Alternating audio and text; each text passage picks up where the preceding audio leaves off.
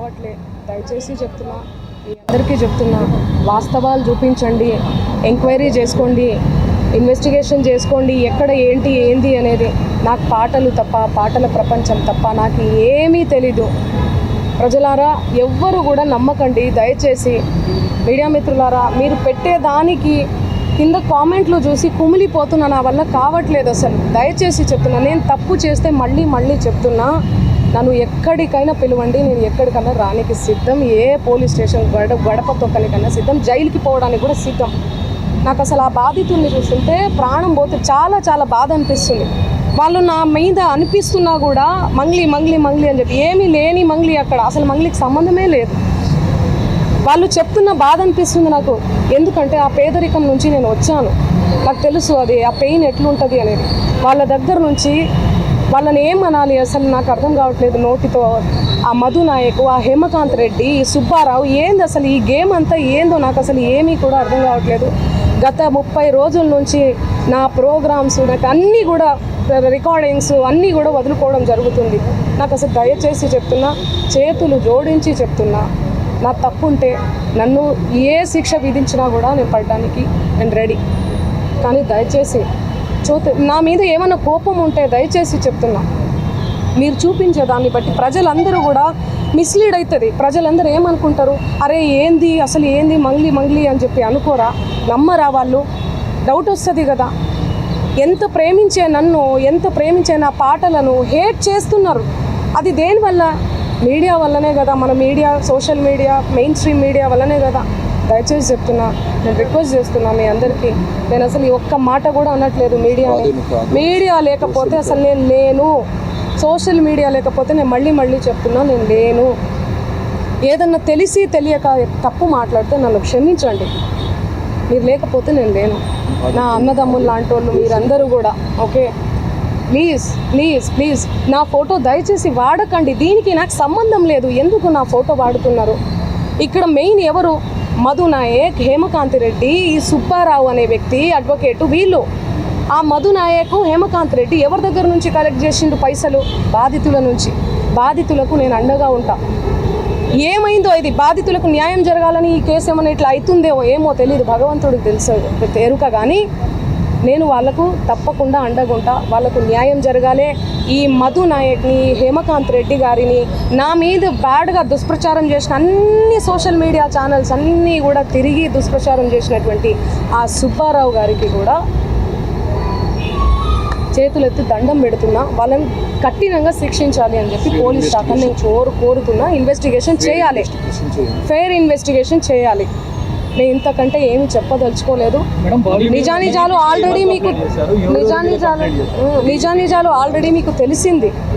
దయచేసి చెప్తున్నా, థంబ్నెయిల్స్ చాలా పెయిన్ఫుల్గా అనిపిస్తున్నాయి, చూడలేకపోతున్నా. మా నాన్న, మా అమ్మ, మా ఫ్యామిలీ చాలా క్షోభకు గురవుతున్నారు. నాకు మా నాన్న అంటే చాలా ఇష్టం. చూడండి, చిన్నప్పటి నుంచి నేను మా నాన్న స్టోరీ చెప్తే మీరే ఏడుస్తారు. చిన్నప్పటి నుంచి నేను మా నాన్నని కాపాడుకుంటూ వచ్చిన. నేను ఎవరికైనా కూడా ఎమోషనే అమ్మా నాన్న అంటే. మీ ఫ్యామిలీలు కూడా మీకు ఉన్నాయి. మీరు చూపించేదాన్ని బట్టి జనాలందరూ కూడా తప్పుదోవ పడుతున్నారు, మిస్లీడ్, తప్పుగా అర్థం చేసుకుంటున్నారు. నన్ను తిడితే మీకు ఇష్టమా? మీ ఇంటి ఆడబిడ్డ లెక్క కదా నేను. చెప్పండి, మీరు పెట్టేదాన్ని బట్టే కదా వాడు తిడుతూ ఉంటారు. వాళ్ళు కింద అసలు వాళ్ళకి ఏం తెలుసు? ఏం మాట్లాడినా కూడా అసలు గాడిద మీద కూర్చొని పోతే అసలు గాడిద మీద కూర్చొని పోతుంది అంటారు. కింద నుంచి పోతే అసలు ఎందుకు? ఎడ్డమంటే తెడ్డమంటే ఎడ్డం. దయచేసి చెప్తున్నా, నేను రిక్వెస్ట్ చేస్తున్నా, ప్లీజ్. ఎమోషన్ అయిపోతున్నా చాలా. నేను తప్పకుండా బాధితుల తరపున ఉంటా, నిలబడి ఉంటా. 100% బాధితులకు న్యాయం జరగాలి, వీళ్ళను కఠినంగా శిక్షించాలి, అంతే. నిందితుల మీద ఇప్పటివరకు మీరు కంప్లైంట్ చేయాలని ఆరోపణ ఉంది. ఇప్పుడు డీజీపీకి ఎవరెవరి మీద మీరు కంప్లైంట్ చేశారు? మేము ఆల్రెడీ నార్సింగ్లో 23వ తారీఖే మేము చేసాము. సుబ్బారావు గారి మీద చేశాము, అండ్ వీళ్ళ మీద కూడా చేశాము. ఎవరైతే వినండి, ఎవరైతే నా పేరు చెప్పుకొని పైసలు వసూలు చేసిరో వాళ్ళ మీద, మధు నాయక్ మీద, హేమకాంత్ రెడ్డి మీద, సుబ్బారావు గారి మీద, అందరి మీద వేశామండి మేము. అందరి మీద. దానికి సాక్ష్యం మేఘరాజు. చూడండి, ఈయననే ఇచ్చి వచ్చాడు కూడా, కంప్లైంట్ ఇచ్చి వచ్చాడు కూడా. దయచేసి చెప్తున్నా, వినండి. ఈరోజు అయితే చెప్పండి. డీజీపీ గారికి హిమకాంత్ రెడ్డి గారికి డీజీపీకి ఎవరెవరు యా. డీజీపీ గారు, అడిషనల్ డీజీపీ గారు యా. రమావత్ మధు సీండి చూడండి, రమావత్ మధు అండ్ సుబ్బు సిగపోగు అండ్ హేమకాంత్ రెడ్డి ముగ్గురు మీద ఫెయిర్ ఇన్వెస్టిగేషన్ కోసం నిజానిజాలు తేలాలే. పాపం ఆ బాధితుల పైసలు తీసుకొని ఏడబెట్టిరో కూడా వీళ్ళు తెలియదు. సో అందుకని మేము ఇచ్చాం. బినామీ అకౌంట్లు ఓపెన్ అవ్వాలి. థ్యాంక్ యూ సో మచ్ అందరికీ, థ్యాంక్ యూ సో మచ్. నేను మళ్ళీ నా పాటతో వస్తాను, ఓకేనా? Thank you. Investigation officer investigation చేస్తారు, తప్పు ఉంటే తప్పకుండా. ఇన్వెస్టిగేషన్ పోలీస్ శాఖ ఉంది. సారీ ఇన్వెస్టిగేషన్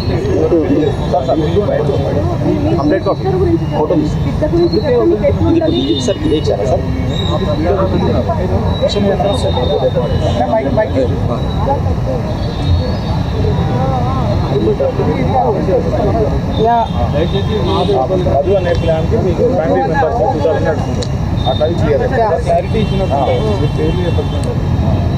మరో విషయం చెప్తున్నా, దయచేసి నా కుటుంబ సభ్యుల్ని దయచేసి లాగకండి.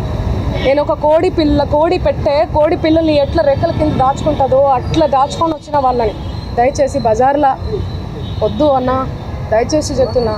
ఆ చెల్లెలు వద్దు, ఫ్యామిలీ జోలికి వద్దు, ప్లీజ్ రిక్వెస్ట్ చేసుకుంటున్నా, please. Thank you so much.